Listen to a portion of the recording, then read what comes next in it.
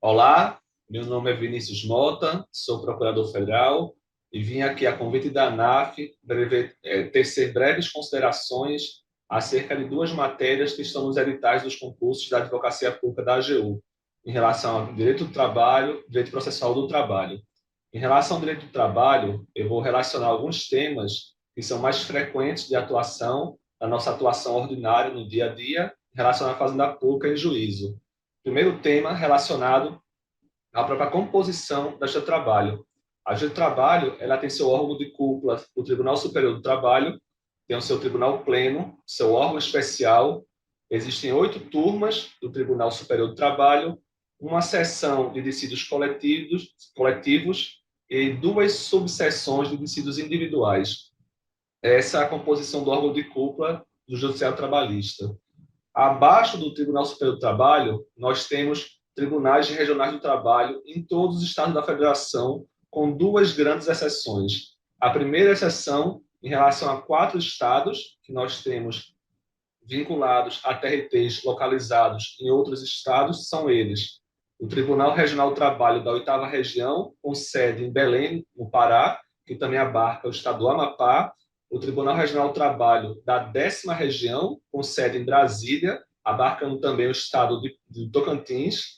Temos o Tribunal Regional do Trabalho da 11ª Região, com sede no Amazonas, abarcando também o estado de Roraima. E, por fim, o Tribunal Regional do Trabalho da 14ª Região, com sede em Rondônia, abarcando também o estado do Acre. Afora esses 4 estados, todos os demais são sedes de tribunais regionais do trabalho. E a outra grande exceção citada é em relação ao estado de São Paulo, onde nós temos 2 tribunais regionais do trabalho. Um sediado na capital, São Paulo, e outro no interior, na cidade de Campinas. Abaixo do Tribunal Superior do Trabalho, vindo os tribunais regionais do trabalho, nós temos os juízes trabalhistas. Essa é uma breve exposição quanto à questão da disposição, a composição dos órgãos trabalhistas. Quanto à competência desta trabalho, é importante mencionar duas grandes normas e decisões judiciais em relação à Constituição Federal, artigo 114, combinada com a interpretação que foi dada pelo Supremo Tribunal Federal no julgamento da ADIM 3395. No artigo 114(1) da Constituição, prevê a competência do trabalho para julgar as relações de trabalho, abarcando relacionadas à administração pública. Então, nós temos que ter em mente, com a interpretação que foi dada na ADIM 3395, que em relação à administração pública, a Justiça do Trabalho só tem competência para julgar as ações relacionadas aos servidores seletistas, servidores estatutários e com vínculos jurídico-administrativos são julgados pela Justiça Comum. Avançando em outros temas que nós vamos poder mencionar agora, são as duas grandes teses de atuação da advocacia pública na Justiça do Trabalho. A primeira, relacionada ao FGTS/transmudação de regime. Uma breve introdução para a compreensão melhor do tema. Com a Constituição Federal, no artigo 39, na sua redação originária, foi previsto o regime jurídico único. E a União, com a Lei 8.112, ela previu o regime estatutário para todos os servidores públicos do país, federais. Dando ensejo ao regime jurídico único estatutário, o artigo 243 da 8.112 previu a transformação, a transmudação, a conversão de regime dos servidores que estavam à época exercendo atividades na administração como seletistas em estatutários. Então, todos aqueles servidores que eram seletistas à época da Lei 8.112 foram convertidos no regime estatutário. Essa breve introdução é para fazer menção a uma grande discussão que nós temos hoje. Nessa conversão, nós temos que citar também a ADCT, no artigo 19. Ela prevê uma figura chamada estabilidade excepcional para aqueles servidores que, à época da Constituição, já estavam exercendo atividades na administração há pelo menos 5 anos. Então, quem estava exercendo atividades na administração pública desde 5 de outubro de 1983, 5 anos antes da Constituição, são chamados servidores estáveis. Aqueles que ingressaram na administração em período posterior a 5 de outubro de 1983, ou seja, sem ter 5 anos antes da Constituição, são denominados servidores não estáveis. E aí nós fazemos a correlação entre esses servidores estáveis ou não estáveis e a transformação de regime. O Supremo Tribunal Federal, em recente data, com o julgamento da DPF 573, ele estabeleceu a inconstitucionalidade da transformação de regime, da transmudação de servidores públicos seletistas não concursados em estatutários, com a única exceção para aqueles que eram já estáveis, que já estavam há pelo menos 5 anos exercendo atividade na administração pública. Então, nós temos duas grandes figuras. Os servidores não estáveis foram declarados inconstitucionais a sua conversão de regime pelo Supremo nesse recente julgamento, que ainda vai ser publicado, o acórdão, e os servidores estáveis foi possibilitada essa conversão, sendo constitucional essa conversão de regime para esses servidores que já estavam há 5 anos na Constituição. E tem uma grande discussão de desdobramento, porque nós temos alguns casos e ações que também estão na Justiça do Trabalho, envolvendo pleitos de servidores públicos que alegavam que essa transmudação era ilegal ou inconstitucional e pleiteiam ou pleiteavam verbas que são nitidamente seletistas, como o FGTS. Nós temos várias decisões na Justiça do Trabalho com esse recorte da possibilidade ou não de se pagar verbas seletistas para servidores estatutários com a conversão e que se permanece com essa decisão do Supremo agora, com essa possibilidade de transmudação de regime apenas para os estáveis, a possibilidade e a discussão que se resta é apenas em relação aos servidores que não são estáveis, que se declarou o Supremo com essa decisão recente, com a DPF 573, essa inconstitucionalidade e transmudação de regime. Nesse sentido, servidores que já eram estáveis, que foram transpostos para o regime estatutário, eles permanecem como estatutário.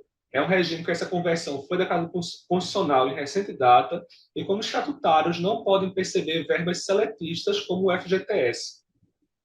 Uma outra grande tese, afora essa transmudação de regime e percepção de FGTS, é em relação à terceirização.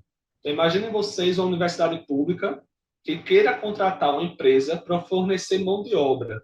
Então, nós temos a universidade num polo da relação, uma empresa contratada por meio de licitação em outro polo, e um servidor terceirizado que presta serviços para essa universidade. Esse servidor terceirizado, ele não possui vínculo com a administração, esse vínculo é direto com a empresa, e esses serviços, como serviços de limpeza, conservação, vigilância, são prestados por essa forma triangular de relação. A administração contratando uma empresa e a empresa fornecendo essa mão de obra para a administração.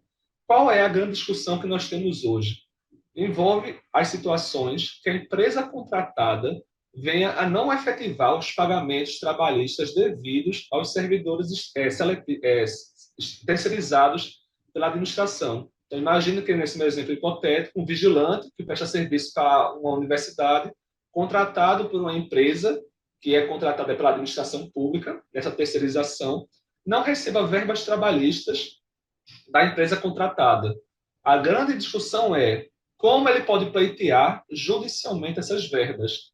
Nós temos já, desde a lei de licitações anterior, a lei 8.666, como a nova lei de licitações, disposições que prevêem a possibilidade de responsabilização da administração pública pelo não pagamento de verbas trabalhistas. No caso atual, com a nova legislação, a responsabilidade ela é subsidiária em relação ao não pagamento de verbas trabalhistas. O que quer dizer isso? A administração contratando uma empresa que fornece mão de obra e essa empresa não pagando dessas verbas trabalhistas ao terceirizado, o terceirizado vai poder ingressar em juízo contra a administração pública e contra a empresa contratada, e a administração pública e a empresa contratada no polo passivo, elas são responsáveis subsidiariamente, a administração é responsável subsidiariamente por essas verbas. Apenas vai poder efetivar o pagamento caso a empresa contratada não efetive esse pagamento por não dispor de patrimônio. E uma outra condição para a administração ser responsabilizada, além de ser primariamente responsabilizada e cobrada a empresa, é que exista e seja comprovada uma falha na fiscalização. Esse requisito, já desde muito, já é consolidado no Supremo Tribunal Federal, desde o julgamento da ADC 16, que previu que o mero inadimplemento de verbas trabalhistas não configura a responsabilidade da administração por esses pagamentos. Então, sintetizando dois requisitos, nós teremos que ter uma ação ajuizada por um terceirizado contra a empresa e a administração pública. A empresa, primariamente responsável, ela não dispõe de patrimônio para fazer face a esse pagamento, esse patrimônio não disponibilizado, não comprovado, não localizado judicialmente, e, para além disso, tem que se comprovar uma falha da administração em fiscalizar esse contrato. Feita essa discussão que nós mencionamos sobre a terceirização, em tema atual, um tema bastante recente que está ainda em discussão no Supremo Tribunal Federal, é em relação ao ônus da prova. Quem tem que comprovar a falha na fiscalização do contrato? É o servidor terceirizado, que é o autor da ação, comprovar seu fato constitutivo do direito, ou é a administração pública que detém melhores condições de fiscalização e, por isso, deveria ser demandada para comprovar ter esse ônus de que não houve falha na fiscalização. Esse tema está sendo julgado pelo Supremo, é o tema 1118, e com essa decisão que vem a ser tomada pelo Supremo, será decidido em relação a esse ônus, conforme sendo mencionado agora, se da administração pública reclamada ou se do terceirizado reclamante da reclamação trabalhista. Avançando no tema da terceirização, é importante mencionar que a terceirização são serviços contínuos com dedicação exclusiva de mão de obra. E o que eu mencionei da responsabilidade subsidiária é apenas as verbas trabalhistas. As verbas previdenciárias já há uma responsabilidade solidária da administração pública, ou seja, não há uma preferência, uma ordem de prioridade em relação à empresa contratada e à administração, apenas para as verbas previdenciárias. Para as verbas trabalhistas, a responsabilidade é subsidiária, como mencionado há pouco. E a grande discussão é que apenas nos serviços terceirizados, quando há terceirização de mão de obra, é que existe essa possibilidade de responsabilidade da administração pública. E é por isso que é importante distinguir serviços terceirizados, contratos terceirizados, com outras espécies contratuais, que, existindo, não vão gerar nenhum nível de responsabilidade da administração, conforme o artigo 121 da nova Lei de Licitações. Eu posso mencionar, dentre outras espécies contratuais, que não geram responsabilidade, contrato como de obra ou de empreitada, serviço de engenharia, a administração contratar uma empresa para construir uma universidade, por exemplo, isso não é terceirização. Serviços de facção, que é a contratação de uma empresa para produtos prontos e acabados, isso também não é terceirização. E serviços de contratos de economato, que são aquelas cessões de espaços públicos, também não é terceirização e não gera responsabilidade. Por fim, um outro tema também cadente, que é da ordem do dia em relação ao direito do trabalho, envolvendo a administração pública, é o teto remuneratório, que é previsto no artigo 37(11) da Constituição. Relacionando ao direito do trabalho, é bom que se diga em relação às empresas públicas, empresas estatais, que são aquelas sociedades de economia mista, como o Banco do Brasil, e empresas públicas, como a Caixa Econômica Federal. A discussão é, essas empresas estatais, que a mão de obra é seletista, são empregados públicos, são submetidos ou não ao teto constitucional, que é o limite do que os ministros do Supremo percebem em remuneração? A resposta vai depender se a empresa estatal ela é dependente ou não da União, no caso das empresas estatais federais. Se for uma empresa estatal dependente de recursos públicos para despesas de custeio e pagamentos de pessoal, essa empresa estatal dependente, os seus empregados são vinculados ao teto constitucional. Por outro lado, para as empresas estatais não dependentes de recursos financeiros da União, para despesas de custeio e pagamentos de pessoal, esses servidores que são empregados públicos seletistas não estão limitados na sua percepção de remuneração ao teto constitucional. Então, são breves considerações acerca do direito do trabalho.